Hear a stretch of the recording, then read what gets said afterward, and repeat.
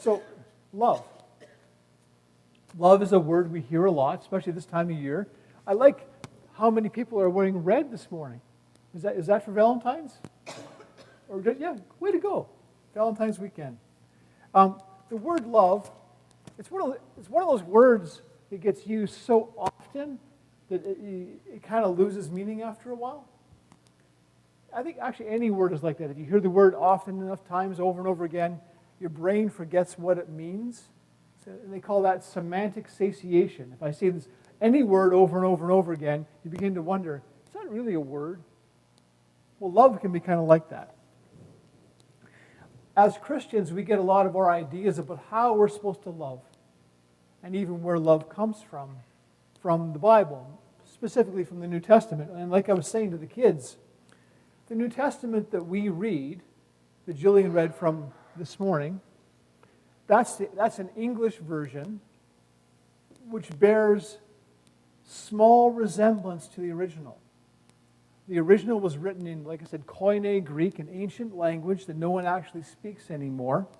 And when it first began to get translated, the first translations from Koine Greek were into Latin, another language nobody speaks anymore. But that was the official language of the Catholic Church. Much later on, like 1,600 years after the time of Jesus, and probably 1,300 years after the New Testament was written down, people began to translate it from Koine Greek into English, the King James Version being one of the early ones. The translators did the best they could, but it's hard. Anyway, does anyone here speak another language other than English? Colette speaks French, right? Anyone else speak another language? I'm just wondering, do you ever have a moment, Colette, where you're thinking in French and you want to say something and you try to explain it to somebody like Walt, who doesn't speak French? And you can't think of an exact word that's a match for what you want to call him?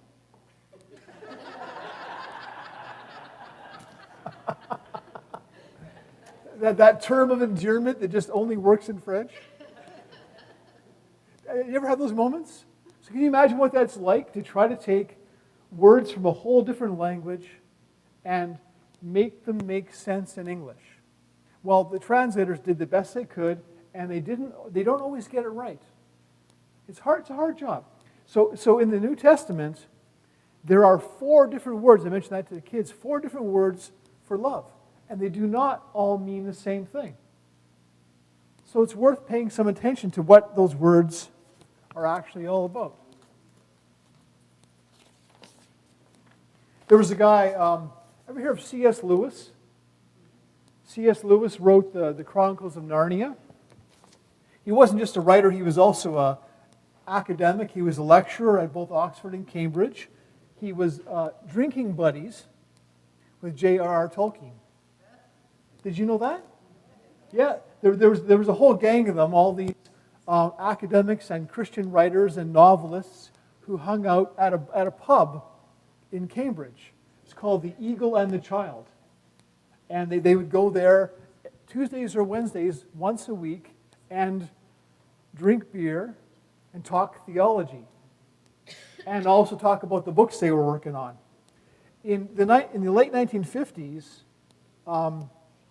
C.S. Lewis was hired by the BBC to write a series of 4 lectures called The 4 Loves. And they were about each of these words that I'm going to talk about. These lectures were wildly popular in Great Britain and resulted in getting a book published with the same title. Interestingly, people were not so keen about these lectures. They were played on the radio in the U.S. because he talked about erotic love. He talked about human sexuality, and it was the 50s. So that wasn't okay. But the book sold like crazy. All you got to do is ban something, right? It's not that hot a book, honestly. So the 4 words. Storge, or storge, was the Koine Greek word for affection. The most simple, basic kind of love. can have affection for a thing, or a flavor of ice cream, or you can get engrossed in a TV show, or you might take up collecting a certain thing. That kind of love, interest, sense of connection to something is sort of the starting place for the other kinds of love. At its best, it wakes our hearts up to what's the stuff we like? What are we interested in? What's our life going to be about? Taken to an extreme, that kind of attachment to things or food or binge watching the new show on Netflix can kind of be an unhealthy replacement for other kinds of love that actually involve relationship with another human being.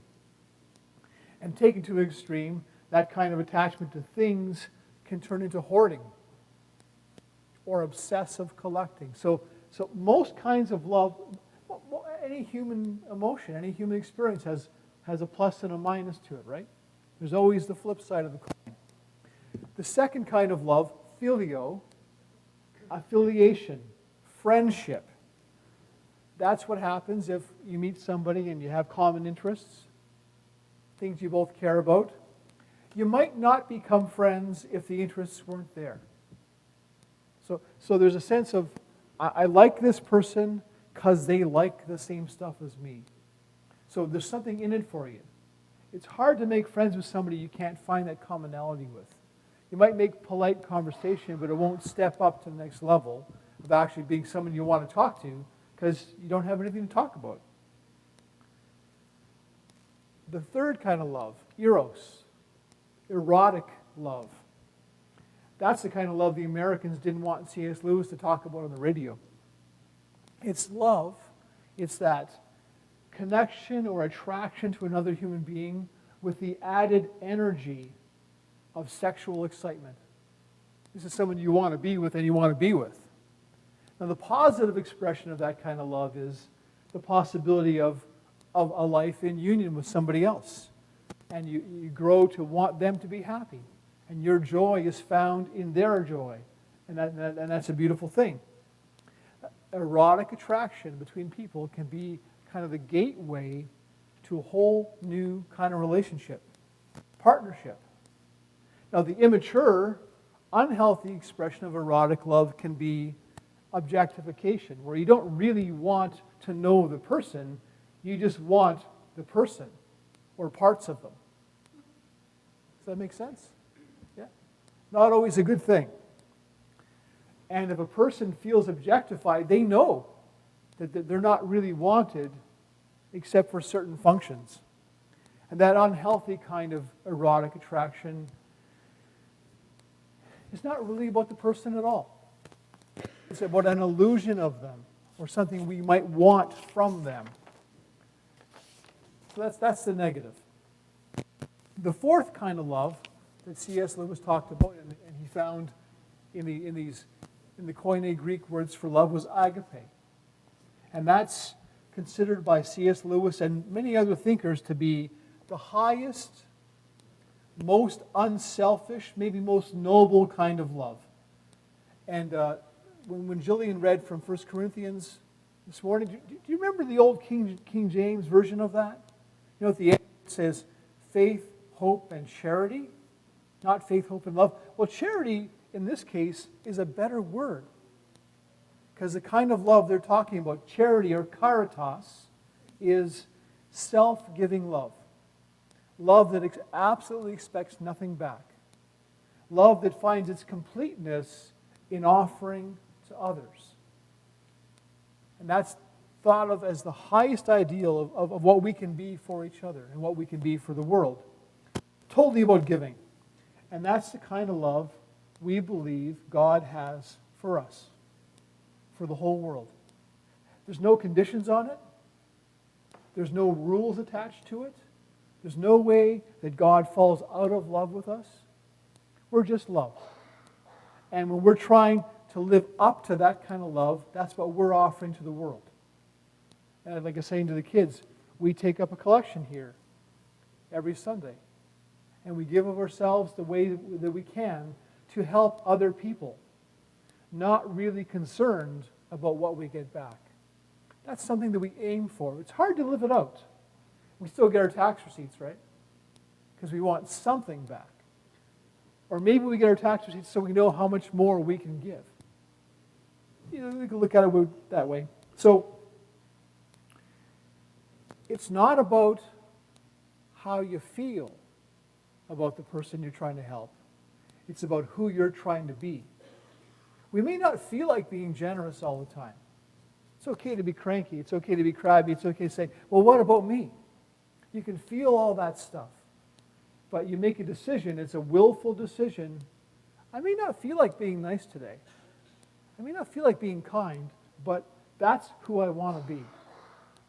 I want to be generous to the world because that's who I'm meant to be. C.S. Lewis talked about this. He said, the rule for all of us is perfectly simple. Do not waste time bothering whether you love your neighbor. Act as if you did. As soon as you do this, you find out one of the great secrets. When you're behaving as if you loved someone, you come to actually love them. If you injure someone you dislike, you may find yourself disliking them even more. If you do them a good turn, you find yourself liking them a little more. That seems to be the way it works. Well, John Baptiste said in the song, too, he said, he who looks around and finds who's in need has made the best investment as a human being.